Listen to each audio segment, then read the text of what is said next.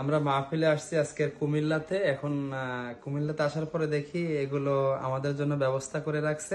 আমরা এই সম্পর্কে জানতে চাচ্ছিলাম প্রিয় শায়েখ আব্দুল্লাহ বিন ইরশাদ ভাইয়ের কাছে, যে আসলে এই সম্পর্কে আপনি কিছু বলেন। আসসালামু আলাইকুম রহমতুল্লাহ।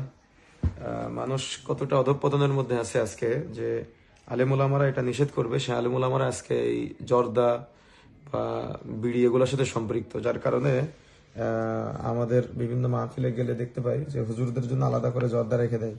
তো এই খয়ের জর্দা এগুলো আজকে আমাদের জন্য এখানে ব্যবস্থা হয়েছে, কিন্তু তারা তো জানে না যে এগুলো যে হারাম। আমরা যেগুলোর বিরুদ্ধে কঠিন বক্তব্য দিয়ে থাকি। রাসূলুল্লাহ সাল্লাল্লাহু আলাইহি সাল্লাম বলেছেন যে সালাসাতুন কদ হারামাল্লাহু আলাইহিমুল জান্নাহ, তিন শ্রেণীর ব্যক্তির উপরে জান্নাত হারাম। তার মধ্যে এক নম্বর হলো মুদমিনুল খামর, যে ব্যক্তি নেশা জাতীয় দ্রব্য সেবন করবে তার জন্য জান্নাত হারাম।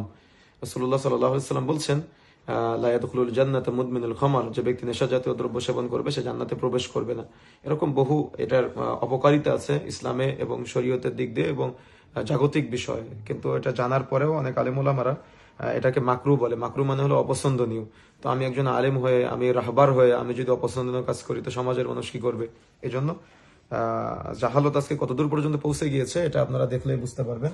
আল্লাহ রাব্বুল আলামিন হেফাজত করুন।